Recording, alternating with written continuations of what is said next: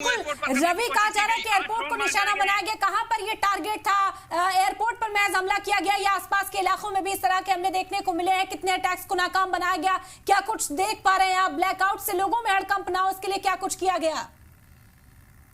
बिल्कुल, आपको बताता चलूं कि जो इस वक्त लोग हैं वो डरे हुए थे। लोग जो हैं वो अपने घरों से बाहर आ गए और जो इस वक्त खबर हम तक पहुंच रही है, जम्मू यूनिवर्सिटी के पास जो हैं वो दो जो ड्रोन हैं वो मार गिराए गए हैं। जानीपुर, चौवादी, सतवारी, ये बठिंडी, इस तरह के इलाके हैं जहां पर पाकिस्तान की तरफ से लगातार कोशिश इस तरह की गई थी कि जो यहाँ पर अटैक जो है वो किया जाए। लेकिन सबसे अच्छी चीज यहाँ पर ये रही कि जो एंटी ड्रोन सिस्टम हमारा है उसकी तरफ से जो आज हमले हैं वो नाकाम किए गए हैं और अभी भी आसमान में आवाजें आ रही हैं। अगर मैं बात करूं आरएसपुरा की, जो बिल्कुल अंतर्राष्ट्रीय सीमा के पास है, तो वहां पर भी इस वक्त जो है वो गोलियों चलने की आवाजें जो है वो साफ तौर से यहाँ पर सुनाई दे रही हैं। जी बिल्कुल रवि, आप अपना भी बहुत ख्याल रखिए। देखिए, लगातार हम कह रहे हैं कि लगातार हमारे तमाम तर साथी जो फील्ड में मौजूद हैं वो किस तरह से जान जोखिम में डालकर ये एक्सक्लूसिव तस्वीर आप तक पहुंचा रहे हैं और उनके इस जज्बे को भी सलाम। तो आपको बताएं कि लगातार रवि वहां पर मौजूद है। रवि, जिस तरह से हम ये भी बता रहे हैं कि बहुत सारे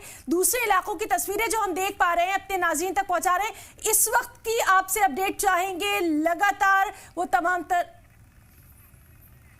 इस वक्त जो है वो हम आप तक साझा कर रहे हैं कि अखनूर में पाकिस्तान ने इस वक्त जो है वो फायरिंग जो है वो शुरू कर दी है। इस वक्त फायरिंग जो है वो हो रही है। देखिए, एक बार फिर जम्मू एयरपोर्ट की बात करें तो एक बार फिर धमाके जो है वो उनकी आवाजें जो है वो इस वक्त साफ तौर से जो है वो सुनाई दे रही है। एक बार फिर मैं तस्वीर दिखा रहा हूं आपको। तस्वीर